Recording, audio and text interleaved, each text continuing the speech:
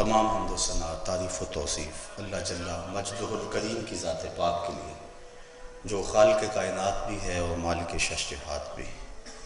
اللہ جل وعلا کی حمد و ثنا کے بعد حضور نبی اکرم، شفیع امم، رسول محتشم، نبی مکرم، اللہ کے پیارے، امت کے سہارے، رب کے محبوب، دانائے غیوب، مالک رقاب امم، فخر عرب و عجم، والی کون و مکان، سیاہ لا مکان، سید انس و جاں، سرور لالا رخاں، نیر تاباں، سر نشین مہوشاں، ماہ خوباں، شہنشاہ حسینہ، تتمہ دوراں، سر خیل زہرہ جمالاں، جلوائے صبح ازل، نور ذات لم یزل، باعث تکوین عالم، فخر آدم و بنی آدم، نیر بطحا، رازدار ما اوحا، شاہد ما طغا، صاحب علم نشرہ، معصوم آمنہ احمد مجتبیٰ، حضرت محمد مصطفیٰ صلی اللہ علیہ وسلم کے حضور ناز میں اپنی عقیدتوں،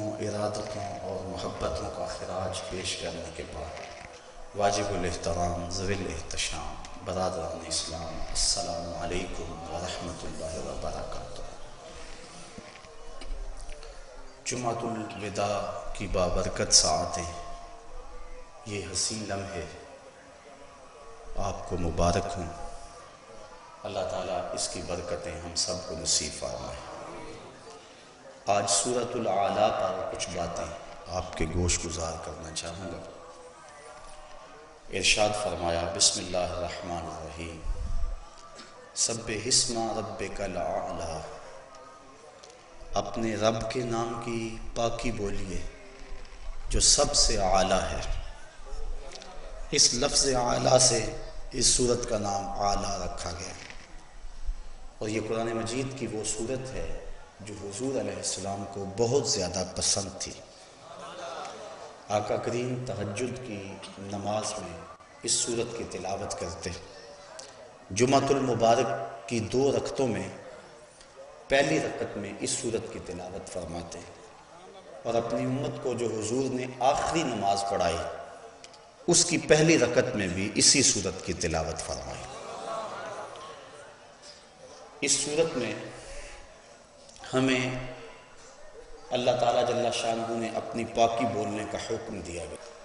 حضرت عقبہ بن عامر رضی اللہ تعالیٰ عنہ سے روایت ہے، اور یہ وہی عقبہ بن عامر ہیں جن کی پشت پہ حضور نے ہاتھ پھیرا تھا تو ان سے خوشبو آنے لگی تھی، اور پھر جس گھر میں وہ رہتے تھے اس گھر سے بھی خوشبو آتی تھی۔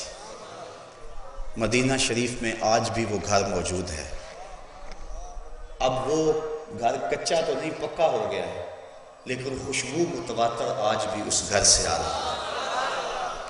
حضرت عقبہ بن عامر رضی اللہ تعالی عنہ روایت کرتے ہیں کہ ہم نماز کے اندر جب سجدہ کرتے تو یہ تسبیح پڑھتے، اللہم لک سجدت، اے اللہ ہم تیرے لیے سجدہ کیا۔ لیکن جب یہ صورت نازل ہوئی تو حضور نے ارشاد فرمایا، اجعلوہا فی سجودکم، اس کو اپنے سجدوں کی تسبیح بنا لو۔ تو یہ جو سبح اسم ربک الاعلیٰ ہے، اس سے یہ تسبیح ہے سبحان ربی الاعلیٰ۔ بلکہ حضرت عمر فاروق رضی اللہ تعالی عنہ جب اس سورت کی تلاوت کرتے تو بعد میں سبحان ربی الاعلیٰ ضرور پڑھتے۔ کسی نے کہا آپ اس کو، اس سورت کا جز سمجھتے ہیں؟ کہا نہیں، جز نہیں سمجھتا۔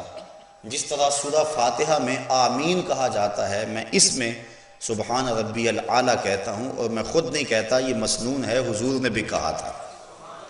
تو یہ سورت قرآن مجید کی وہ سورت ہے جو حضور کو بہت پسند تھی، تو میں نے آج کی اس نشست میں آپ کے لیے اس سورت کی تلاوت کی۔ اللہ تعالیٰ جل شانہ میری زبان پہ کلمۃ الحق جاری فرمائے۔ حکم ہوا سبح، پاکی بولیے، ہر کجی، کمی، نقص اور کمزوری کی اللہ سے نفی کیجیے، اس کی تنزیہ بیان کیجیے، ہر سو سے، ہر نقص سے۔ حضرت طلحہ سے روایت ہے اس کا مفہوم کہ تنزیہہ عن کل سوء، ہر نقص اور کمزوری سے اللہ کی پاکی، یہ سبحان کا مفہوم ہے۔ سبح، تسبیح بولیے، کس کی؟ اسم رب کا، اپنے رب کے نام کی۔ الاعلی جو سب سے اعلیٰ ہے، بزرگ و برتر ہے۔ اور یہ تسبیح ہم سجدے میں بولتے ہیں جب ہماری حالت یہ ہوتی ہے کہ انتہائی ذلت کے مرتبے پہ ہوتے ہیں۔ انسان کا سب سے ذلت کا مرتبہ سجدہ ہے، سجدے سے بڑھ کر انسان کی تذلیل نہیں ہو سکتی، اقصی غایت التذلل، سب سے زیادہ، کیونکہ انسان کے اشرف اعضاء سر میں ہیں، سوچنے کی قوت دماغ سر میں، دیکھنے کی قوت آنکھیں سر میں، بولنے کی قوت زبان سر میں، سونگنے کی قوت ناک سر میں، اور سر اس کے در پہ، اور زبان پہ کیا ہے؟ سبحان ربی الاعلی، مالک دیکھ مجھ سے ذلیل کوئی نہیں، تجھ سے اعلیٰ کوئی نہیں۔ اگر سجدے کے مفہوم کو بندہ اچھی طرح سے سمجھ لے تو پھر سجدے سے سر اٹھا کر اکڑ اکڑ کے چل نہیں سکتا۔ اس نے یہ کہا تھا سبحان ربی الاعلی، مالک اعلیٰ تو ہے۔ اگر وہ نماز سے آگاہ ہو گیا ہوتا، سجدے کی روح سے آشنا ہو گیا ہوتا، سورہ ماعون کے اندر اللہ تعالیٰ نے ارشاد فرمایا سو خرابی ان نمازیوں کے لیے جو اپنی نماز سے ہی آگاہ نہیں، انہیں پتہ ہی نہیں کہ ان کی نماز انہیں کیا سکھا رہی ہے، ان کی نماز انہیں کیا بتا رہی ہے، انہیں علم بھی نہیں ہے اس بات کا۔ تو یہ تسبیح ہے نماز کی، اس صورت سے فرمائے لے لو اور اپنے سجدوں میں اس کو تسبیح بنا لو۔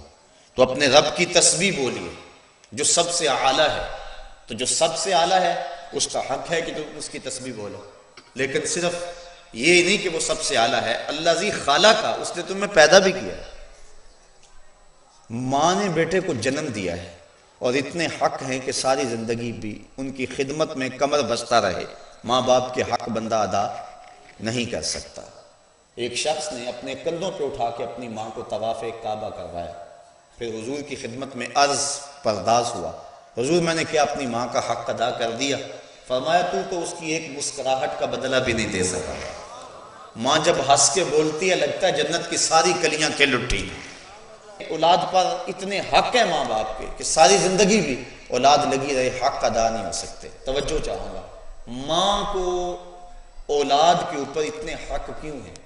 اس لیے کہ ماں نے اولاد کو جنم دیا، جس نے جنم دیا اس کو اتنے حق ہیں، جس نے خلق کیا اس کے کتنے حق ہیں، جس نے تخلیق کیا اس کے کتنے حق ہیں۔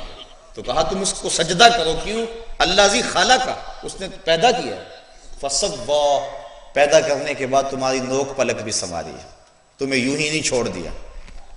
والذی قدر فہدی، اور وہ اللہ جس نے ہر شے کی مقدار مقرر کی ہے، تمہارے ہر عضو کی مقدار مقرر کی ہے، تمہارے جسم کو توازن دیا ہے۔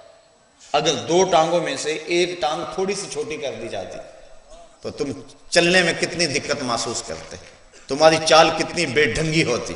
تمہارے دو ہاتھوں میں سے ایک ہاتھ کا سائز کم کر دیا جاتا تو بتاؤ تم کیسے لگتے۔ تمہارے چہرے پہ دو چراغ رکھے اس نے آنکھوں کے، ایک آنکھ کو چھوٹا بنا دیا جاتا، ایک کو بھاری بنا دیا جاتا، تو بتاؤ تمہاری حالت کیا ہوتی، تمہارا چہرہ بگڑتا کہ نہ بگڑتا، تم منہ چھپاتے پھرتے کہ نہ چھپاتے پھرتے۔ تو اس نے تمہیں پیدا بھی کیا، تمہاری نوک پلک بھی سنواری، تمہیں حسن بھی دیا، اور تمہاری مقدار اور اندازہ رکھ کے تمہیں بنایا، اور تمہارے اعضاء کو اعتدال بخشا، تمہیں حسن دیا۔ فہدا، اور پھر تمہیں ہدایت کا نور بھی عطا فرمایا۔ سب کچھ ہوتا تمہارے پاس، چراغ ہدایت نہ ہوتا۔ بندہ 6 فٹ کا جوان ہے بھی بڑا سونا، لیکن دماغ کام نہیں کر رہا، تو کس کام کا؟ اس نے تمہیں عقل کا چراغ دیا، تمہیں فطری اور جبلی ہدایت دی۔ یہاں سے مراد جبلی اور فطری ہدایت مراد ہے۔ جب بچہ پیدا ہوتا ہے تو اسے پتا ہوتا ہے کہ میرا دودھ کہاں ہے۔ وَهَدَيْنَاهُ النَّجْدَيْنِ، اللہ فرماتا ہم نے دونوں گھاٹیاں اس کو دکھا دی۔ پیدا ہوتے ہی ماں کی چھاتیوں کی طرف لپکتا ہے۔ یہ فطری اور جبلی ہدایت ہے جو ہم نے اس کو عطا فرمائی۔ ایک ہدایت ہے جو انبیاء کے ذریعے اللہ نے عطا فرمائی، وہ بھی ایک ہدایت کی صورت ہے، لیکن اس سے قبل بھی انسان کو پتا ہے اچھائی کیا ہے اور برائی کیا ہے، یہ میرے لیے اچھا ہے، یہ میرے لیے برا ہے۔ یہ کوئی نہ بھی بتائے، مذہب نہ بھی تلقین کرے، پھر بھی بندے کو پتا ہے۔ کسی کو تھپڑ مارنا بری بات ہے، اچھا کام نہیں ہے، یہ کس کو نہیں پتا۔ دیوار رکھتے ہوئے ہمسائے کے 2 انچ دبا لے تو یہ اچھا کام نہیں ہے، نہ بھی کوئی بتائے، یہ پتا انسان کا ضمیر بتائے گا۔ یہ پتا انسان کو کہ کسی پہ ظلم کرنا، زیادتی کرنی اچھی بات نہیں ہے، تو یہ فطرت کے اندر رکھا گیا ہے۔ حضور علیہ السلام سے گناہ کے بارے میں پوچھا گیا نا، فرمایا ما حاک فی صدرک، جو تیرے سینے میں کھٹ کے، اور تو ڈرے کہ لوگ اس پہ مطلع نہ ہو جائیں، فرمایا وہ گناہ ہے۔ اور ایک اور روایت، حضرت وابصہ رضی اللہ تعالی عنہ ایک صحابی تھے، حضور کی مجلس لگی ہوئی ہے، وہ آ کے بیٹھ گئے۔ آداب مجلس بھی یہی ہیں کہ جہاں جگہ ملے وہاں بیٹھ جاؤ، لوگوں کی گردنیں پھلانگ کر آگے آنے سے روکا گیا ہے۔ صدر مجلس کو اختیار ہے، وہ کسی حکمت کے تحت کسی کو آگے بلانا چاہے تو وہ بلا سکتا ہے۔ جب حضور تشریف فرما ہوں پھر صدر مجلس اور کون ہو سکتا ہے؟ تو حضور جلوہ فراز تھے، حضرت وابصہ پیچھے آ کے بیٹھ گئے۔ حضور نے فرمایا ادنو یا وابصہ، وابصہ دور بیٹھ گئے ہو، قریب آ جاؤ۔ حضور نے قریب کیا۔ حضرت وابصہ کہتے ہیں میں اتنا قریب ہوا کہ میرے گھٹنے حضور کے گھٹنوں سے چھونے لگے، اس قدر مجھے حضور نے اپنے قریب کر لیا۔ تو جب میں اتنا قریب ہو گیا تو حضور نے فرمایا وابصہ کوئی سوال پوچھنے آئے ہو؟ میں نے عرض کیا حضور کوئی سوال پوچھنے آیا ہوں۔ کہا وابصہ جو تم پوچھنے آئے ہو تم پوچھو گے یا میں ہی بتا دوں کیا پوچھنے آئے ہو؟ ڈٹھے برق قرآن دے پھول سارے، تیری شان جیا نہیں کوئی ہور ڈٹھا، تیری شان دا کرے مقابلہ جیڑا ان عاشقاں اصلی چور ڈٹھا۔ کوئی نور آکھے کوئی بشر آکھے، پیندا رات دنے ایہو شور ڈٹھا، اللہ والیاں گل مکا دیتی تساں ہور ڈٹھا اساں ہور ڈٹھا۔ تم پتہ نہیں کس کی بات کرتے ہو۔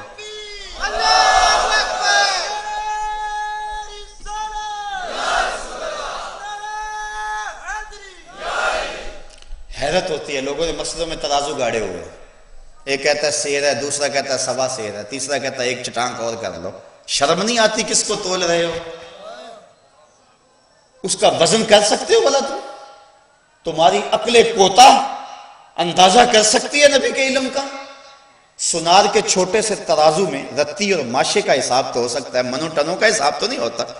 تمہاری عقل کا ترازو مجھے تول سکتا ہے، میں تمہیں تول سکتا ہوں، بھلا امام الانبیاء کو بھی تولا جا سکتا ہے؟ یہ کتنی بدبختی ہے کہ لوگ نبیوں کو تول رہے ہیں اور اپنی عقل کے ترازو پہ ناپنے کے تولنے کی کوشش کر رہے ہیں۔ کہا وابصہ جو پوچھنے آئے ہو تم پوچھو گے یا میں ہی بتا دوں کیا پوچھنے آئے ہو؟ عرض کی حضور اگر آپ بتا دیں پھر تو کمال ہو جائے۔ فرمایا سنو تم خیر اور شر کے بارے میں پوچھنے آئے ہو، اچھائی کیا ہے اور برائی کیا ہے، یہی تمہارا سوال ہے نا؟ عرض کی حضور ہاں یہی میرا سوال ہے۔ کہا اس کا سوال مجھ سے لینا ہے یا اپنے آپ سے لینا ہے؟ عرض کی حضور اگر جواب آتا ہوتا تو سوال ہی کیوں بنتا؟ اب سنیے لفظ حدیث کے، فَضَرَبَ عَلَى صَدْرِهِ فَقَالَ اِسْتَفْتِ مِنْ قَلْبِكَ۔ حضور نے حضرت وابصہ کے سینے پہ ہاتھ مارا، فرمایا وابصہ اس دل سے پوچھ لے، یہی مفتی بیٹھا ہوا ہے اندر، یہ تجھے بتا دے گا کہ خیر کیا ہے اور شر کیا ہے۔ تو انسان کے اندر سے ہی آواز آتی ہے کہ خیر کیا ہے اور شر کیا ہے۔ کوئی فتویٰ نہ بھی دینے والا ہو، یہ اندر کا مفتی فتویٰ دیتا ہے کہ یہ اچھائی ہے یہ برائی ہے۔ تو یہ وہ فطری اور جبلی ہدایت ہے جو اللہ تعالیٰ نے انسان کو ودیت کی ہوئی ہے، کوئی نہ بھی بتائے۔ بلکہ علماء نے لکھا کہ اللہ نے یہ تو ہدایت جانوروں کو بھی دی ہوئی ہے۔ اس کی مثال یہ جب مرغی کڑک بیٹھتی ہے نا، احتجاج کرتی ہے کہ میں اب انڈے نہیں دوں گی بلکہ انڈے لاؤ میرے نیچے رکھو، تو اس کو کہتے ہیں مرغی کڑک بیٹھ گئی، تو اس کے نیچے انڈے رکھے جاتے ہیں۔ اور آپ جانتے ہیں بالخصوص دیہاتوں کے رہنے والے کہ جو بطخ ہے وہ کڑک نہیں بیٹھتی، بطخ کے بچے حاصل کرنے کے لیے بھی انڈے مرغی کے نیچے رکھنے پڑتے ہیں۔ پھر مرغی 21 دن تک ان انڈوں پہ توجہ دیتی ہے، اپنے سینے کی حرارت پہنچاتی ہے۔ 21 دن کے بعد ان مردہ انڈوں میں زندگی آ جاتی ہے۔ یہاں رک کر کے ایک جملہ کہوں گا اور آپ کی توجہ بھرپور چاہوں گا۔ ایک مرغی مردہ انڈوں پہ اپنے سینے کی توجہ دے تو ان انڈوں میں جان آ جاتی ہے، اور اگر شیخ کامل اپنے مرید کے بیضہ دل پہ توجہ دے تو وہاں آثار زندگی کیوں نمودار نہیں ہو سکتے، وہاں زندگی کیوں نہیں آ سکتی ہے؟ تو 21 دن کے بعد انڈے جب ٹوٹے پھٹے تو نتیجہ فطرت کے مطابق بطخ کے انڈوں سے بطخ کے بچے اور مرغی کے انڈوں سے مرغی کے بچے۔ اب بطخ کے بچوں نے اپنی ماں نہیں دیکھی، جو سیکھنا ہے سمجھنا ہے تربیت لینی ہے وہ مرغی سے لینی ہے۔ اب پہلے تو گھر والوں نے مرغی کو بچوں سمیت باہر نہیں جانے دیا، چھوٹے ہیں بچے، کوا مضبوط نہیں ہے، کوئی کوا اچک لے گا، کوئی چیل اٹھا کے لے جائے گی۔ لیکن جب پر پرزے نکلے، گھر والے سمجھے کہ اپنی قوت مدافعت ان کے اندر پیدا ہو گئی ہے، انہوں نے اجازت دے دی، مرغی اور بچوں سمیت گھر سے باہر نکال دیا۔ گلی کراس کی، آگے کھلا میدان آیا، آگے جوہر تھا چھپڑ پانی کا۔ جب اس کے کنارے پہنچے تو مرغی کے بچے آگے بڑھنے کی ہمت نہیں کر رہے، لیکن بطخ کے بچوں نے نہ آؤ دیکھا نہ تاؤ دیکھا، چھلانگ لگائی اور پانی میں تیرنے لگے۔ مرغی نے تو بتایا نہیں، کسی اور کو تیرتے دیکھا نہیں، جو کچھ سیکھا بطخ کے بچوں نے مرغی سے سیکھا، ماں اپنی کو ملے نہیں۔ بطخ کے بچوں کو کس نے بتایا کہ تم پانی میں ڈوبو گے نہیں، تیرو گے، یہ تمہارا بازیچہ ہے، تمہارے کھیلنے کی جگہ ہے؟ کس نے بتایا بطخ کے بچوں کو؟ اللہ فرماتا ہے والذی قدر فہدی، وہ رب ہے یہ چراغ ان کے سینے میں جس نے جلایا ہے روشن کر دیا۔ تو یہ فطری ہدایت ہے جو جانوروں کے سینے کے اندر بھی رکھی ہے۔ اس عنوان سے امام غازی نے بڑا کچھ لکھا ہے، اور بھی کئی مفسرین میں دیکھ رہا تھا لیکن وقت نہیں ہے، کہ اللہ تعالیٰ نے جانوروں کے اندر یہ ہدایت رکھی ہے تو وہ فطری ہدایت بھی دی۔ پہلے پیدا کیا، پھر نوک پلک سنواری، پھر مقدار مقرر کی، پھر ہدایت کا چراغ رکھا۔ والذی اخرج المرعی، اور اس نے زمین کی کوک سے سبز چارہ نکالا۔ جب کسان بیج ڈال کر اوپر سے سہاگا چلا کے پانی دے دیتا ہے تو وہ زمین اتنی ٹھوس ہو جاتی ہے، اگر اس میں انگلی ڈالے تو انگلی آپ کے نیچے نہیں جائے گی، لیکن وہ نرم کومپل، اس کو ہاتھ لگائیں آپ کے ہاتھ کے مس کرنے سے ہی مرجھا جائے، اتنی نرم اور گداز، لیکن وہ زمین کا سینہ چیر کر باہر کیسے آ گئی؟ کہا یہ خود نہیں آئی، کوئی اس کو نکالنے والا ہے۔ والذی اخرج المرعی، وہ اللہ ہے جس نے اس سبز چارے کو زمین کی کوک سے باہر نکالا۔ اور اس پر بھی رک کر بہت کچھ کہا جا سکتا ہے۔ گندگی کے ڈھیر پہ گلاب کا بیج ڈال دو، اور گندگی کے ڈھیر پہ اگنے والے گلاب کے پھول سے خوشبو آئے گی، بدبو نہیں آئے گی۔ گندگی کے ڈھیر پہ اگا ہے، خوشبو کس نے پیدا کی؟ کہا تمہارے رب نے پیدا کی۔ اللہ اکبر۔ والذی اخرج المرعی فجعلہ غثاء احوا، پھر اسی کو سبز اور سیاہ کر دیا، سیاہ اور خشک کر دیا۔ ایک تو مفسرین نے یہ معنی بیان کیا، اور ایک نے گہرا سبز کر دیا، یعنی جب سبزہ اگتا ہے اور بارش مناسب ہوتی ہے اور خوب اس کو پانی ملتا ہے تو پھر وہ اتنا سبز ہو جاتا ہے کہ سیاہی مائل ہو جاتا ہے، یعنی پہلے وہ سبز تھا پھر سیاہی مائل ہو گیا۔ اور دوسرا معنی اس کو خشک اور سیاہ کر دیا، یعنی اب وہ توڑی بن گیا، اب وہ بوسا بن گیا، وہ خشک توڑی تمہارے جانور کھاتے اور دودھ دیتے۔ تو یہ کون کر رہا ہے؟ یہ تمہارا رب ہے جو یہ سب کچھ کر رہا ہے۔ یہ سب کچھ بیان کرنے کے بعد اللہ تعالیٰ ارشاد فرماتا ہے سَنُقْرِئُكَ فَلَا تَنْسَىٰ، اے محبوب تیرا رب تجھے ایسا پڑھائے گا تم بھول نہیں سکو گے۔ جو زمین کی کوک سے سبزہ اگا سکتا ہے، جو بطخ کے بچے کے اندر شعور عقل رکھ سکتا ہے، جو انسان کو چراغ ہدایت دے سکتا ہے، تو کیا محبوب جو امام الانبیاء ہے، جو میرا محبوب ہے، کیا میں اس کو علم نہیں عطا کروں گا؟ سَنُقْرِئُكَ فَلَا تَنْسَىٰ، ایسا پڑھاؤں گا محبوب تم بھول نہیں پائے گے۔ سَنُقْرِئُكَ، ایسا پڑھائیں گے، اس سے مراد قرآن مجید ہے، اور حضور کو قرآن مجید بغیر مشقت کے حفظ ہوا ہے۔ حافظ کو یاد کرنا پڑتا ہے، تکرار کرنا پڑتا ہے، لیکن بغیر محنت کے حضور علیہ السلام کو مشقت کے یاد ہو گیا۔ بلکہ جب قرآن نازل ہوتا حضور جلدی جلدی زبان کو حرکت دیتے۔ اللہ تعالیٰ منع فرما دیا لا تحرک بہ لسانک، محبوب کیوں جنبش کرتے ہو، زبان کو کیوں حرکت دیتے ہو، کیوں پریشانی اختیار کرتے ہو؟ جس رب نے دل میں اتارا ہے وہ زبان پہ بھی لے آیا۔ تو حضور علیہ السلام کو قرآن کے حفظ میں مشقت نہیں اٹھانا پڑی، یہ اللہ تعالیٰ نے محبوب کے سینے میں القاء کر دیا۔ اور صرف قرآن ہی نہیں، یہ بات بھی ذہن میں رکھیں، کچھ لوگ یہاں رک جاتے ہیں اور آگے نہیں بڑھتے۔ نسائی شریف کی روایت اٹھائیے، حضور نے فرمایا انما اوتیت القرآن ومثلہ معہ، جتنا علم قرآن میں ہے مجھے اتنا علم اور بھی عطا فرمایا گیا۔ تو یہ حضور کے سینے کی وسعت ہے۔ اللہ فرماتا سَنُقْرِئُكَ فَلَا تَنْسَىٰ، ایسا پڑھائیں گے کہ آپ کبھی بھول نہیں پائیں گے، اِلَّا مَا شَاءَ اللَّهُ، ہاں اگر اللہ چاہے تو۔ علماء تفسیر لکھتے ہیں یہ استثناء واقعی نہیں ہوا، اللہ نے چاہا ہی نہیں کہ جو محبوب پڑھ چکے وہ بھول جائیں، جو پڑھا دیا سو پڑھا دیا۔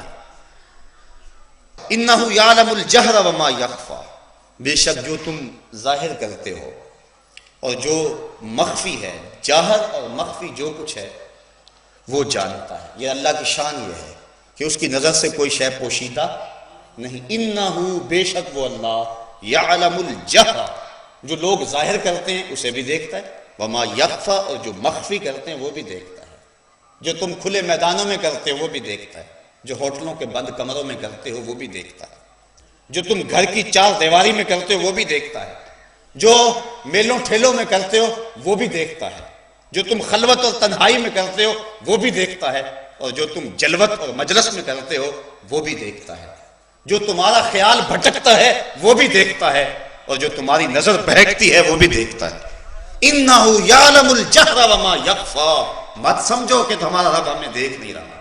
اور یہ یقین اور یہ عقیدہ اگر جم جائے اور دل کی تہوں میں اتر جائے تو گناہ کرنا مشکل کیا ناممکن ہو جاتا ہے۔ ساتوں دروازے بند ہیں، بت کے اوپر بھی موٹا کپڑا ڈال کر زلیخا بولی ہے تا لک، یوسف اب آ جاؤ نا، اب تو کوئی نہیں دیکھ رہا۔ تو یہی عقیدہ تھا جس نے روشنی دی۔ قال معاذ اللہ، کہا اللہ کی پناہ چاہتا ہوں، تو موٹا کپڑا ڈال کر بت سے چھپ گئی اور دروازے بند کر کے لوگوں سے چھپ گئی، میرا خدا تو ساتویں کوٹھڑی میں بھی دیکھ رہا ہے۔ پھر اتنی روشنی برسی، اتنے اجالے اترے کہ گناہ کا تصور بھی محال ہو گیا۔ تو یہ یقین کہ میرا مالک مجھے دیکھ رہا ہے انسان کے لیے گناہ کو مشکل نہیں ناممکن بنا دیتا ہے۔ تو یہ عقیدہ ہے ہمارا کہ اللہ جل شانہ دیکھ رہا ہے، کوئی لمحہ ایسا نہیں ہے۔ رمضان میں ہمیں چند لمحوں کے لیے یہ بہت بڑی دولت امٹ کے آ جاتی ہے ہمارے سینے میں، کڑکتی دھوپ میں، برستی ہوئی گرمی میں، زبان کانٹا ہے، حلق خشک ہے، ٹھنڈا پانی دستیاب ہے، کوئی دیکھنے والا بھی نہیں ہے، لیکن ایک گھونٹ بھی حلق سے نیچے نہیں اتارتے۔ وضو کرتے، غسل کرتے بھی احتیاط کرتے ہیں کوئی قطرہ نیچے نہ اتر جائے۔ کیوں؟ ہمارا اللہ ہمیں دیکھ رہا ہے۔ یہ یقین ہوتا ہے نا، پانی نہیں پیتے اللہ دیکھ رہا ہے۔ اچھا پانی نہیں پیتے، کھانا نہیں کھاتے، اللہ دیکھ رہا ہے، لیکن دکان پہ بیٹھ کے جب ڈنڈی مارتے ہیں اللہ اس وقت نہیں دیکھتا؟ جب رشوت لیتے ہیں اللہ اس وقت نہیں دیکھتا؟ جب خیال بھٹکتا ہے، سوچیں بہکتی ہیں، نظر بھٹکتی ہے، تو کیا اللہ اس وقت نہیں دیکھتا؟ اور وہ کیا صرف رمضان میں دیکھتا ہے، غیر رمضان میں نہیں دیکھتا؟ وہ تو ہر لمحہ دیکھ رہا ہے۔ اِنَّهُ يَعْلَمُ الْجَهْرَ وَمَا يَخْفَى، وہ تو جہر کو بھی جانتا ہے، پوشیدہ کو بھی جانتا ہے۔ اس کی نظر کی تیزی کا عالم یہ ہے، أَرَى زَبِيبَ النَّمْلَةِ السَّوْدَاء، سنو اپنے رب کی نظر کی نگاہوں کی تیزی۔ کالی رات کے اندھیرے میں، کالے پتھروں میں، پہاڑی سلسلے میں، پہاڑوں کی جڑوں میں ایک گہری غار ہے، اس غار میں آگے ایک سوراخ ہے، اس سوراخ کے اندر چیونٹی چلتی ہے، اس چیونٹی کے پاؤں سے اس سوراخ کے اندر ایک ننھی سی لکیر بنتی ہے جس کو تم کسی دوربین سے بھی نہیں دیکھ سکتے، کسی خوردبین سے بھی نہیں دیکھ سکتے۔ تمہارا رب اس لکیر کو یوں دیکھتا ہے جس طرح دیواریں چین کو دیکھتے ہیں، اس کی نظر سے وہ بھی پوشیدہ نہیں ہے۔ تو تمہارے ذہن کی سکرین پر آنے والے خیال بھلا رب اس سے کیسے غافل رہ سکتا ہے؟ اِنَّهُ يَعْلَمُ الْجَهْرَ وَمَا يَخْفَى، جو ظاہر کرتے ہیں اللہ اسے بھی دیکھتا ہے، جو مخفی لوگ رکھتے ہیں اللہ اسے بھی دیکھتا ہے۔ اب اللہ اپنے محبوب سے فرما رہا ہے وَنُيَسِّرُكَ لِلْيُسْرَى، اے محبوب دین کا کام ہم آپ کے لیے آسان کر دیں گے، یہ آسان ہو جائے گا۔ لوگ کہتے ہیں بڑا مشکل ہے یار دین پہ چلنا، ٹھیک ہے واقعی بڑا مشکل ہے، لیکن جس کے لیے اللہ آسان کر دے، مانا کہ محبت کے سفر میں ہر گام پہ 100 مشکل ہے، لیکن یہ سفر آسان بھی ہے اگر ساتھ تمہارا ہو جائے، تو جس کے لیے وہ آسان کر دے، وَنُيَسِّرُكَ، ہم اس معاملے کو آسان کر دیں گے، لِلْيُسْرَى، اس شخص کے لیے جو سہولت چاہتا ہے۔ فَذَكِّرْ إِن نَفَعَتِ الذِّكْرَى، آپ نصیحت کرتے جائیے، نصیحت تاکہ فائدہ دے۔ بعض نے ان شرطیہ مانا ہے اور بعد میں جو ہے ایک جملے کو حذف مانا ہے، ان نفعت الذکر، اگر نصیحت نفع دے یا نہ دے، دونوں صورتوں میں آپ نصیحت کرتے جائیں، یہ نصیحت کے عمل کو نہ چھوڑیں۔ اور بعض علماء کہتے ہیں نصیحت ہر صورت میں نفع دیتی ہے، اس کو کوئی قبول کرے یا نہ کرے نصیحت فائدہ بخش ہوتی ہے۔ اگر کوئی قبول کرے تو فریقین کا بھلا ہو جائے گا، نصیحت کرنے والے کو بھی فائدہ ہوگا، جس کو نصیحت کی گئی ہے اس کو بھی فائدہ ہو گیا۔ لیکن اگر کوئی نصیحت قبول نہیں کرتا تو جس نے نہیں قبول کی اس کو تو فائدہ نہیں ہوا، جس نے کی اس کو تو فائدہ ہوا نا۔ اس لیے نصیحت فائدہ ضرور چھوڑتی ہے۔ اور دوسری بات یہ ہے کہ اتنا جو ہے وہ جلد بازی کی ضرورت نہیں ہوتی ہے، پتھر پہ روز قطرہ گرتا رہے تو ایک دن پتھر میں بھی سوراخ ہوتا ہے۔ تو کہا محبوب تم نصیحت کے عمل کو جاری رکھو، اللہ ان سب کے دل پھیر دے گا اور یہ ایمان کی بہاروں سے مالا مال ہو جائیں گے۔ فذکر، آپ نصیحت کرتے چلے جائیں، ان نفعت الذکر، بعض نے اس کو ان شرطیہ مانا اور آگے کوئی حذف نہیں جو ہے وہ مانا، اور یہ صورت ہے مکی، تو وہ کہتے ہیں اس کا معنی ہے محبوب ان کو نصیحت کریں اگر یہ نصیحت قبول کریں، اور اگر یہ نصیحت قبول نہیں کرتے چھوڑ دیں ان کو، مدینے والے تیری راہیں تک رہیں۔ اگر یہ مکے والے قبول کرتے ہیں نصیحت تو کریں ان کو، نہیں کرتے پتھر مارتے ہیں، گڑھے کھودتے ہیں، کانٹے بچھاتے ہیں، اوجریاں ڈالتے ہیں، آوازیں کستے ہیں، گلے میں کپڑا ڈال کے تاؤ دیتے ہیں۔ محبوب اگر یہ نہیں قبول کرتے چھوڑ دیں ان کو۔ مدینے والے تیری راہوں میں طالع البدر علینا کے گجرے لیے کھڑے ہیں اور تیری راہوں میں منتظر ہیں، آپ ان کو چھوڑیں اور مدینے والوں کو نصیحت کریں۔ محبوب جو ہی تیرے لبوں سے لفظ نکلیں گے ان کے دلوں میں اترتے چلے جائیں گے۔ فذکر نفعت الذکریٰ سیذکر من یخشی، جس کے سینے میں خشیت کا نور ہے ان قریب وہ تیری نصیحت کو قبول کر لے گا۔ جس کے سینے میں خشیت ہے، ڈر ہے اللہ کا، جب نصیحت ہو اور نصیحت اچھے انداز سے کی جائے تو اللہ سے ڈرنے والا شخص جو ہے وہ کبھی ایسا نہیں ہو سکتا کہ نصیحت کو قبول نہ کرے۔ وہ نصیحت کو قبول کرتا ہے، اس کے دل میں اترتا ہے۔ ایمان کی چونکہ اس کے سینے کے اندر چاشنی موجود ہے، ایمان کی دولت اس کے سینے میں موجود ہے، اور جب نصیحت ہوتی ہے تو ضرور اس کو اس کا احساس ہوتا ہے اور وہ قبول کرتا ہے۔ وَيَتَجَنَّبُهَا الْأَشْقَى، لیکن نصیحت سے دور کون رہتا ہے؟ نصیحت کو قبول کون نہیں کرتا؟ اشقا، جو ازلی بدبخت ہے، جو شقی ہے، اس کے سامنے جتنی مرضی نصیحت کرو وہ قبول نہیں کرے گا۔ سارا قرآن بھی پڑھ دو وہ قبول نہیں کرے گا۔ محبوب تو ساری زندگی ان کے سامنے اپنے لیل و نہار گزار دے وہ قبول نہیں کریں گے، چاند کو 2 ٹکڑے بھی کر دے وہ قبول نہیں کریں گے، سورج کو عصر کے وقت بھی پلٹا کے لیا وہ قبول نہیں کریں گے، اس کے اپنے ہاتھ میں کنکر کلمہ پڑے پھر بھی قبول نہیں کریں گے۔ تو وہ شقی ہے، بدبخت ہے کہ جو اتنا کچھ دیکھنے کے باوجود بھی قبول نہیں کرے گا۔ اچھا وہ قبول نہیں کرے گا تو چھوٹ جائے گا؟ کہا نہیں، الذی یصلی النار الکبریٰ، یہ وہ بدبخت ہے جس کو ہم بڑی آگ میں ڈالیں گے، چھوٹی آگ میں نہیں، بڑی آگ میں۔ حضور علیہ السلام نے جبریل سے پوچھا کہ مجھے جہنم کے عذابوں میں جو سب سے ہلکا عذاب ہے اس کی کیفیت سناؤ۔ تو جبریل نے عرض کی حضور احون، جو سب سے ہلکا عذاب ہے اس کی کیفیت یہ ہے کہ جہنمی کے پاؤں میں آگ کے جوتے رکھے جائیں گے، باقی سارا بدن آگ سے سلامت ہوگا، صرف پاؤں میں جوتے رکھے جائیں گے۔ تو پھر اس کی گرمی اتنی ہوگی، یغلی منہما دماغہ، دماغ کھولنے لگے گا اور پگھل کے ناک اور کانوں کے راستے سے باہر آ جائے گا۔ یہ سب سے ہلکے عذاب کی کیفیت ہے۔ جو سخت عذاب ہیں ان کی کیفیت کیا ہوگی؟ حضور نے فرمایا کہ میں نے میکائیل کو کبھی ہنستے ہوئے نہیں دیکھا۔ جبریل کیا ماجرا ہے؟ تو جبریل امین نے عرض کی حضور جب سے جہنم بنا ہے اس وقت سے میکائیل کبھی بھی نہیں مسکرائے ہیں۔ تو وہ کتنا سخت ہے۔ الذی یصلی النار الکبریٰ، اس کو بڑی آگ کے اندر ڈالا جائے گا۔ کون؟ جو نصیحت کو قبول نہیں کرتا، قرآن کو پس پشت ڈال دیتا ہے۔ ثم لا یموت فیہا ولا یحییٰ، پھر وہ اس آگ میں نہ مرے گا نہ جیے گا۔ مرے گا تو اس لیے نہیں کہ موت نہیں ہوگی۔ قیامت کے دن حضرت یحییٰ علیہ السلام کے ہاتھوں میں چھری دے کر موت کو مینڈے کی شکل میں پیش کیا جائے گا اور حضرت یحییٰ اس کو ذبح کر دیں گے، پھر موت کو موت آ جائے گی۔ جنت میں جانے کے بعد جنتیوں کو ایک ہی ڈر ہوگا کہیں موت نہ آ جائے، اور جہنمیوں کو ایک ہی امید ہوگی کبھی موت آ جائے تو جان چھوٹ جائے گی۔ لیکن جب موت کو ذبح کر دیا جائے گا تو اب وہ سخت مایوس ہو جائیں گے، اب تو موت بھی مر گئی، اب تو موت بھی نہیں آئے گی۔ انسان کے لیے جب تکلیفیں بہت زیادہ ہو جائیں تو بے ہوشی طاری ہو جاتی ہے، یہ بے ہوشی بھی اللہ کا انعام ہے۔ بہت زیادہ تکلیف ہوگی، صحیح نہیں جاتی، بندہ بے ہوش ہو گیا، چلو تکلیف کا احساس ختم ہو گیا، تکلیف اور زیادہ بڑی، دکھ اور زیادہ بڑھ گئے، بندہ مر گیا تو جان چھوٹ گئی۔ لیکن نہ قیامت کے دن بے ہوشی ہوگی اور نہ ہی موت ہوگی، اور آگ ہے کہ وہ لوک کی طرح، تارکول کی طرح چپک جائے گی جسموں سے، اور اس آگ سے وہ 70 گنا تیز ہے۔ اور انسان جو جہنمی ہے وہ پکارے گا 70 سال تک تو دروغہ جہنم اس کی آواز ہی نہیں سنے گا۔ 70 سال کے بعد کڑک کے گرج کے گئے، کیا بات ہے؟ وہ کہے گا مجھے پانی دو، مجھے پیاس لگی ہوئی ہے۔ اس کو پھر پانی دیا جائے گا، منرل واٹر کی بوتل دی جائے گی، اس کو پیپسی شیزان دیا جائے گا؟ نہیں، پڑھو قرآن پڑھو۔ اس کو کیا پانی دیا جائے گا؟ اس کو مائے حمیم دیا جائے گا، اس کو غسلین پلایا جائے گا، اس کو غساق دیا جائے گا۔ یہ مائے حمیم کیا ہے؟ یہ غساق کیا ہے؟ یہ غسلین کیا ہے؟ اتنا گرم ہوگا کہ جب پیالے میں ڈال کر اس کو دیا جائے گا تو اس سے جو بھاپ اٹھ رہی ہوگی، جب پینے کے لیے چہرہ آگے کرے گا تو چہرے کی ساری کھال ادڑ کے اس کے اندر گر پڑے گی۔ لیکن اب اس نے مانگا تھا پینا پڑے گا، فرشتہ کہے گا پی اب اس کو، تو جب وہ پیے گا تو انتڑیاں کٹ کٹ کے گر جائیں گی، اور وہ پانی اتنا بدبودار ہوگا۔ ابن رجب حنبلی لکھتے ہیں اگر اس کا ایک قطرہ دنیا پہ ڈال دیا جائے تو دنیا میں انسان کیا جانوروں کے دماغ بھی پھٹ جائیں، اتنا بدبودار ہوگا، وہ اس کو پلایا جائے گا، 70 سال تک وہ پانی مانگتا رہے گا، اور 70 سال کے بعد اس کو یہ دیا جائے گا اور اس عذاب میں اس کو مبتلا کیا جائے گا۔ تو پھر وہ اس کی زندگی ہوگی؟ موت تو ہوگی نہیں، تو زندہ پھر ہوگا نا۔ ثم لا يموت فیہا، وہ مرے گا نہیں اس میں۔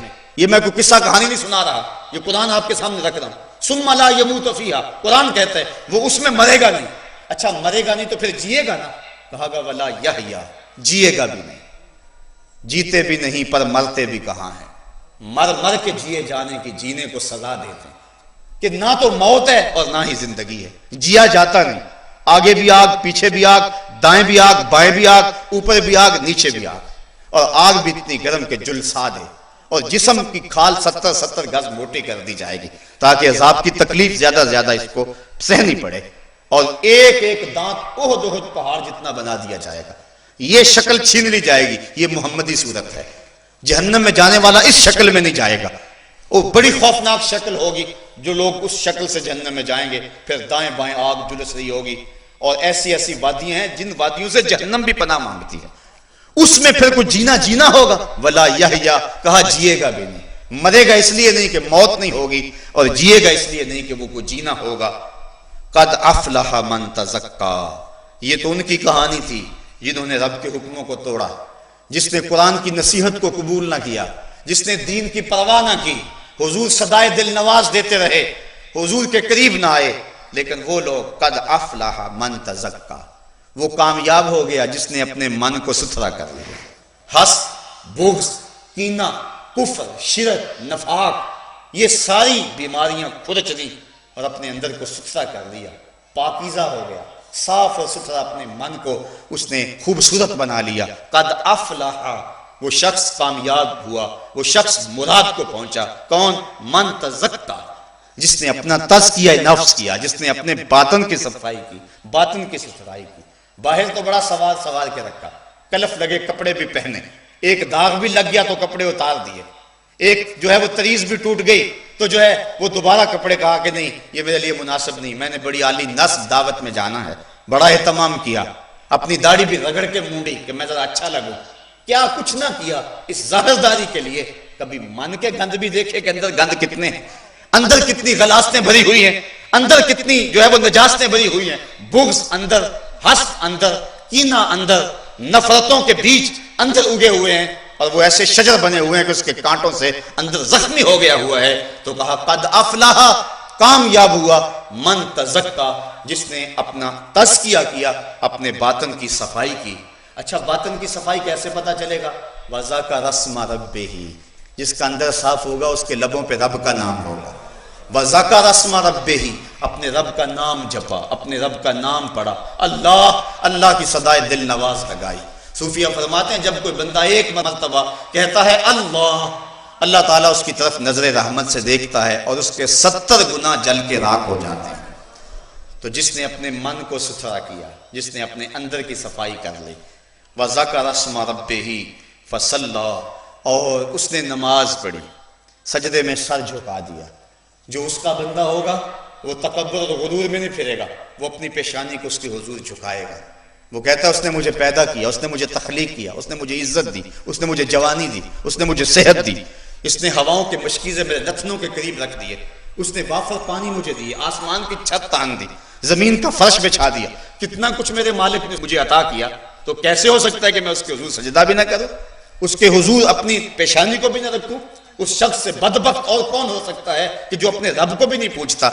یارو صبح کے وقت جب صدا آتی ہے نا اللہ اکبر کی، تو چڑیاں بھی جاگ اٹھتی ہیں، گھونسلوں سے پرندے بھی نکلتے ہیں اور وہ بھی اللہ اللہ پکار رہے ہوتے ہیں۔ کتنا بدبخت ہے وہ شخص کہ چڑیاں تو اللہ اللہ کر رہی ہیں اور وہ اشرف المخلوقات ہونے کے باوجود لمبی تان کے سویا ہوا ہے۔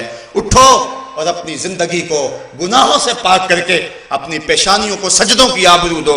وہ پیشانی جو اللہ کے حضور جھکتی ہے کل قیامت کے دن چمکتی ہوگی، اس کے نور اور اس کے اجالوں سے پورے محشر کے اندر روشنی ہو رہی ہوگی۔ تو کہا قد افلح من تزکا، پاک وہ ہوا کہ جس نے اپنے نفس کا تزکیہ کیا، وذکر اسم ربہ، اور اپنے رب کا نام جپا۔ حضور فرماتے ہیں ذاکر اللہ فی الغافلین کشجرۃ الخضراء فی وسط الحشیم، غافلوں میں اللہ کا ذکر کرنے والا ایسا ہے جس طرح سوکھی سڑی گھاس کے اندر کوئی شجر سایہ دار ہوتا ہے، جو پوزیشن وہاں اس درخت کی ہے، ذکر کرنے والے کی کیفیت اس انداز سے ہے، فصلا اور نماز پڑھی، اللہ کے حضور سجدہ ریز ہو گیا۔ حضرت سلمان فارسی رضی اللہ تعالی عنہ اور حضرت ابو عثمان رضی اللہ تعالی عنہ یہ دونوں سفر پہ جا رہے تھے۔ راستے کے اندر ایک درخت آیا جس کی شاخیں لٹک رہی تھی، خزاں کا موسم تھا، پتے زرد ہو گئے تھے۔ حضرت سلمان نے ایک شاخ کو پکڑا اور جھٹکا دیا، جتنے بھی پتے تھے وہ گر گئے اور شاخ برہنہ ہو گئے۔ حضرت ابو عثمان سے مخاطب ہو کر کہا حضرت سلمان نے، عثمان تو نے مجھے پوچھا نہیں کہ میں نے اس شاخ کو جنبش کیوں دی ہے؟ انہوں نے کہا حضرت آپ بتا دیں کہ آپ نے اس کو جنبش کیوں دی؟ کہا سنو، میں ایک دن حضور کے ساتھ جا رہا تھا، سفر میں تھا، ایسے ہی ایک درخت آیا، اس کی شاخ جھکی ہوئی تھی، پتے لٹک رہے تھے، زرد ہو گئے تھے، حضور نے پکڑا جھٹکا دیا، میں منظر کو دیکھ کے معزوز ہوتا رہا۔ حضور نے فرمایا اے سلمان تو نے مجھے پوچھا نہیں کہ میں نے ایسا کیوں کیا؟ میں نے بھی یوں ہی عرض کی حضور آپ ارشاد کر دیں آپ نے ایسا کیوں کیا؟ تو حضور نے فرمایا سلمان جس طرح میں نے شاخ کو جھٹکا دیا اور کوئی پتا باقی نہیں رہا، جب بندہ نماز کے لیے کھڑا ہو جاتا ہے کوئی گناہ باقی نہیں رہتا۔ وَذَكَرَ اسْمَ رَبِّهِ فَصَلَّى، اپنے رب کا نام اس نے جپا اور نماز پڑھی۔ بل تؤثرون الحیات الدنیا، کہا تم تو دنیا کی زندگی کو ترجیح دیتے ہو، یہ انسان کی کمزوری بیان فرمائے، دنیا کی زندگی کو ترجیح دیتے ہو۔ حضور میں مجھے اس بات کا کوئی ڈر نہیں ہے کہ میرے بعد تم شرک کرو گے، یہ بخاری شریف کی روایت ہے، پتہ نہیں لوگوں کو کیوں فکر ہے کہ امت مشرک ہوگی۔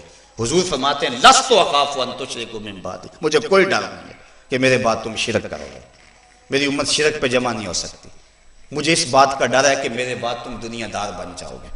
اور آج ہماری کانوں تک بلکہ سر تک دنیا ہو گئی، ہماری زندگی کا مقصد ہی دنیا ہو گیا، کماؤ جمع کرو، عجیب چکر دوڑ لگی ہوئی ہے، صبح ہوتی ہے شام ہوتی ہے۔ وہ کیا کہا تھا اکبر الہٰبادی نے، کیا بتائیں احباب کیا کارنامائیاں کر گئے، بی اے کیا، نوکر ہوئے، پینشن ملی اور مر گئے۔ کیا زندگی کا یہ مقصد ہے؟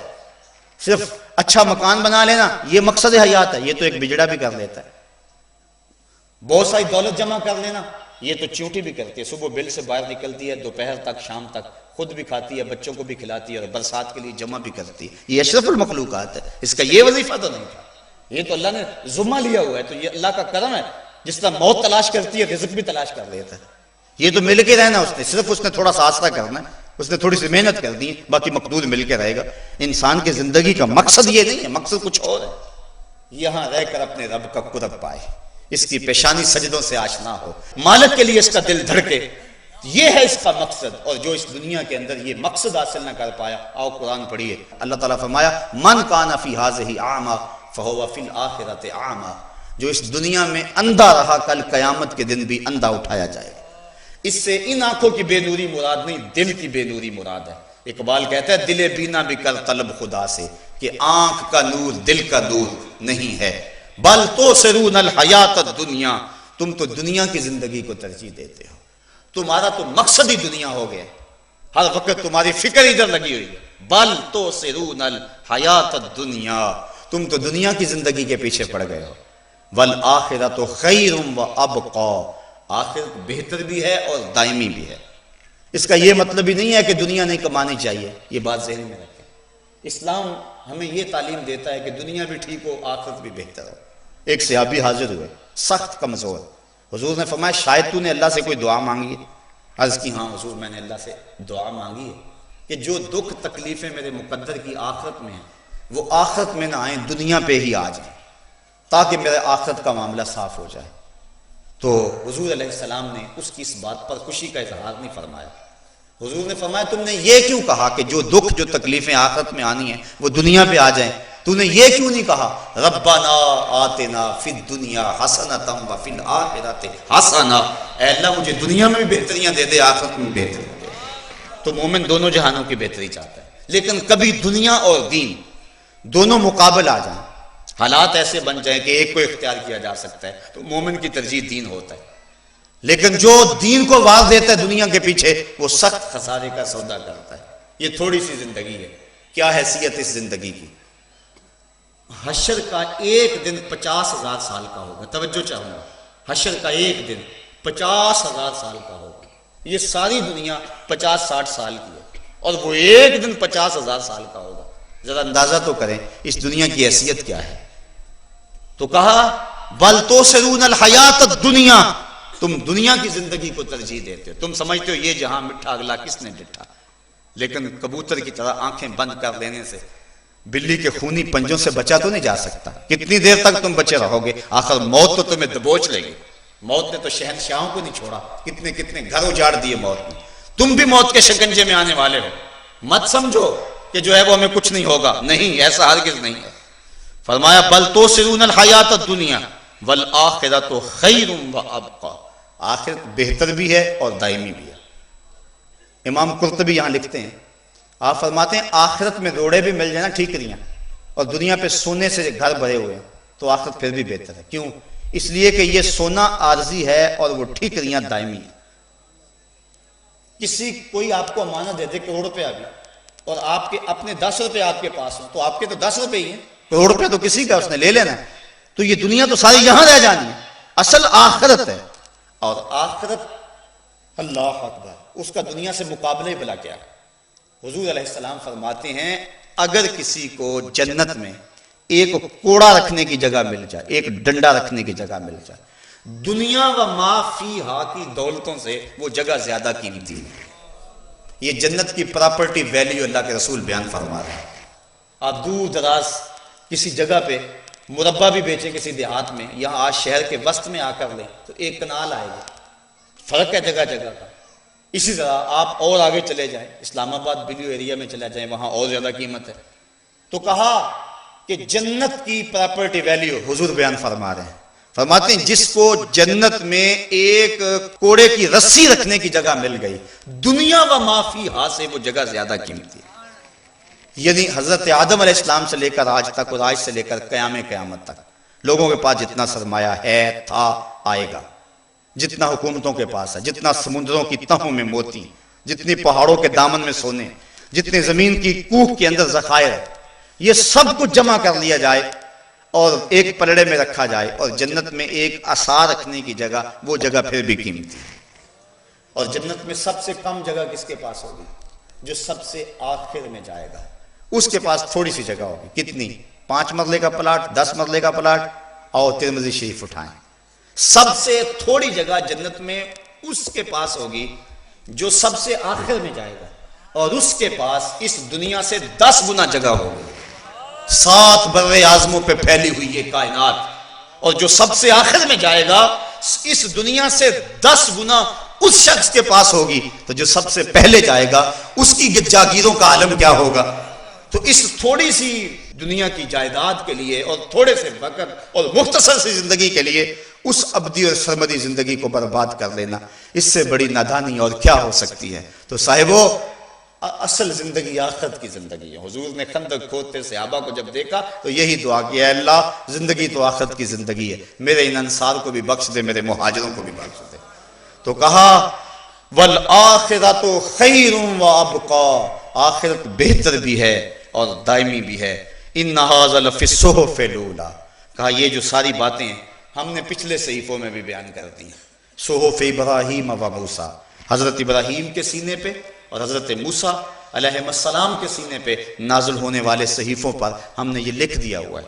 علماء فرماتے ہیں، کتب حدیث میں آتا ہے، قد افلح من تزکا سے لے کر والآخرۃ خیر وابقی، یہ جو آیات ہیں، یہ 4-5 آیات بنتی ہیں.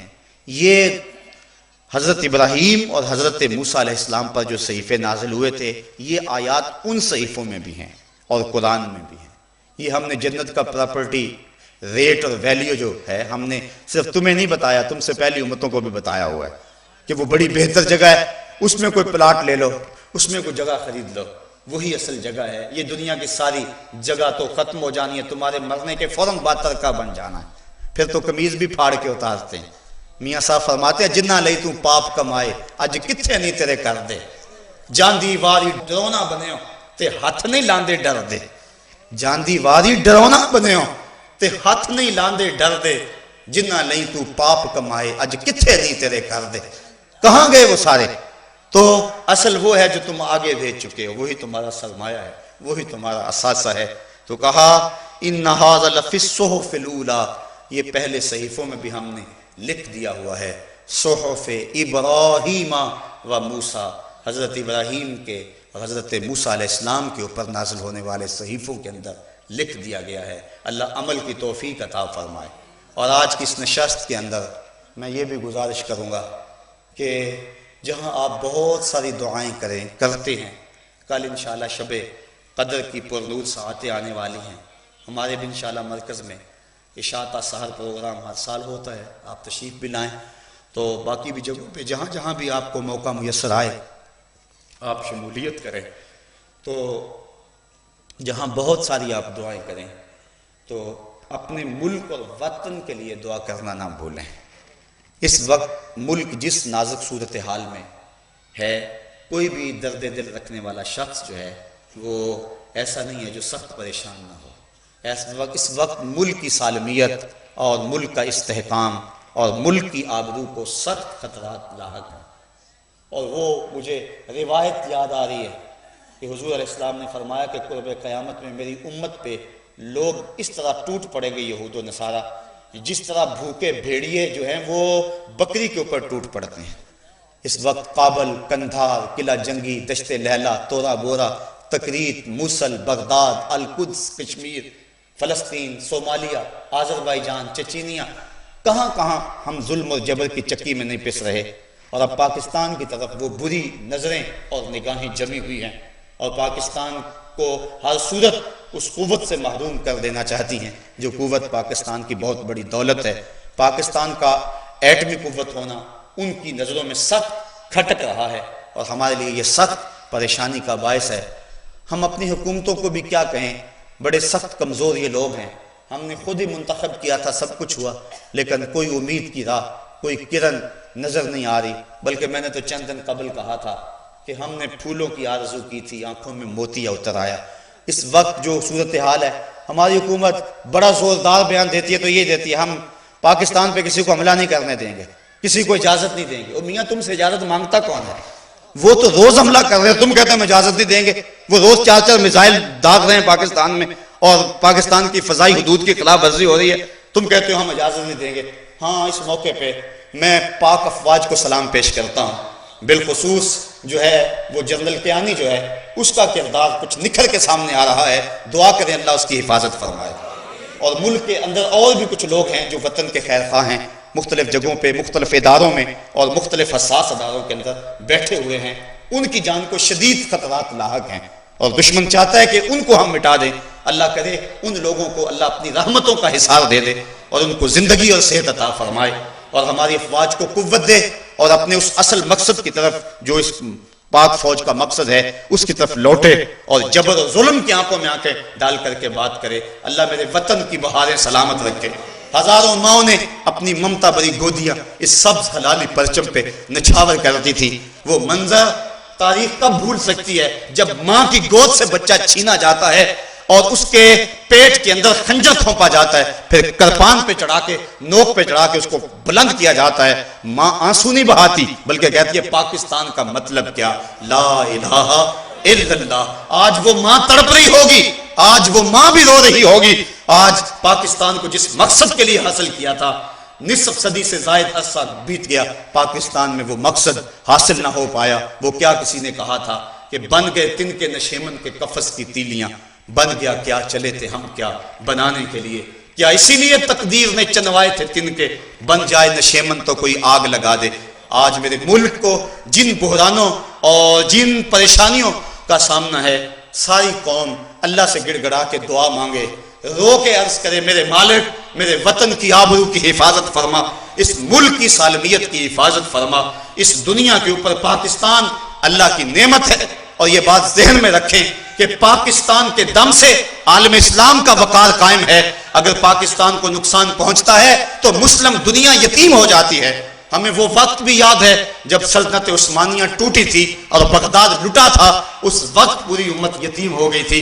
خدا نہ خواستہ اگر پاکستان کو جو ہے وہ کچھ ہو جائے تو پھر پوری دنیا کی مسلم امہ بالکل یتیم ہو جاتی ہے۔ آپ عرب عجم سارے حالات جانتے ہیں، پاکستان کی بقا سے عالم اسلام کی بقا مشروط ہے۔ اللہ اس وطن کی حفاظت فرمائے، اور میرے وطن میں دہشت گردی کی جو آگ سلگ رہی ہے اللہ تعالیٰ جل شانہ اس کو ٹھنڈا کر دے، اور اس وطن کی گلیوں میں امن کی بہاریں نصیب فرمائے۔ اور یہ بھی دعا مانگے اپنی دعاؤں کے ساتھ، میرے مالک میرے مولا اس وطن میں نظام محمد کا سویرا طلوع فرما دے، اس گلیوں کے اندر حضور کے نظام کی بہاریں آ جائے، یہی ہمارا مقصود ہے۔ اسی لیے وطن حاصل کیا گیا تھا، اسی لیے تاریخ کی سب سے بڑی ہجرت ہوئی تھی، اسی لیے ماں نے اپنی گودیاں نچھاور کر دی تھی، اسی لیے قربانیاں ہوئی تھی۔ اللہ وطن کی حفاظت فرمائے۔ میں آپ لوگوں کا شکر گزار ہوں جو بستی بستی سے چل کر اس مرکز مصطفیٰ کو رونق دینے کے لیے اور پیغام حق سننے کے لیے، میری باتوں میں نہ تو کوئی لطیفہ ہے، نہ کان پہ ہاتھ رکھ کے میں کوئی طرز لگا سکتا ہوں، نہ کوئی ایسے جملے ہیں، ایسے نکتے ہیں جس سے آپ لوٹ پوٹ ہو جائیں، لیکن اس کے باوجود آپ میری درد مندی والی باتیں سننے کے لیے کشاں کشاں چلے آئے۔ میری دعا آپ کے لیے یہ ہے، مالک جو کہا اس کو دلوں میں اتار دے اور ہمیں عمل والی زندگی نصیب ہو جائے۔ صاحبو تھوڑی سی دنیا ہے، تھوڑی سی زندگی ہے، ہم موت کے قریب ہو رہے ہیں۔ امام راضی کہتے ہیں ایک شخص پھٹے پہ رکھ کے برف بیچ رہا تھا اور کہتا تھا ارحموا من یذوب راس مالہ، اور میرے اوپر رحم کرو، مجھ سے برف لے لو۔ اگر تم نے برف نہ لی تو برف تو کسی گاہک کا انتظار نہیں کرے گی، برف تو پگھل جائے گی، میں نے کمائی کیا کرنی ہے، جو پیسے لگائے ہیں وہ بھی لٹ جائیں گے، میرے پہ رحم کرو، مجھ سے برف لے لو۔ کہا یہ جب سنا تو سمجھ آ گیا ان الانسان لفی خسر کا مفہوم کیا ہے۔ ہم بھی اپنی زندگی کی برف سانسوں کی صورت میں پگھلا رہے ہیں، اگر جلدی جلدی سانسوں کے بدلے میں کوئی نیکی کما لیتے ہیں تو یہ زندگی کام آ گئی، ورنہ زندگی برباد ہو رہی ہے، لمحہ لمحہ موت کے قریب ہو رہے ہیں۔ گنتی جب الٹی شروع ہو جائے تو کام جلدی زیرو پر پہنچ جاتا ہے۔ ہم سمجھتے ہیں ہم بڑے ہو رہے ہیں، ہم موم بتیاں سلگا رہے ہیں کہ اتنے سال کے ہو گئے ہیں، اور میاں اتنے چراغ تو بجھ گئے ہیں زندگی کے تمہارے، تم کس ناز پہ ہو، کس ورتے پہ ہو اور کس خوشی میں مبتلا ہو۔ آؤ اپنی زندگی کو نیکیوں کا حسن دو، زندگی وہ جو اللہ اور اس کے رسول کی یاد میں گزری، سانس وہ جو ذکر الہی کے ساتھ نکلا، اور زندگی کی وہی گھڑیاں وہی ساتیں امر ہو جاتی ہیں جو اس کے ذکر اس کے دین پر عمل کرتے ہوئے گزری۔ اللہ اپنی رحمت اور کرم نوازیاں نصیب فرمائے۔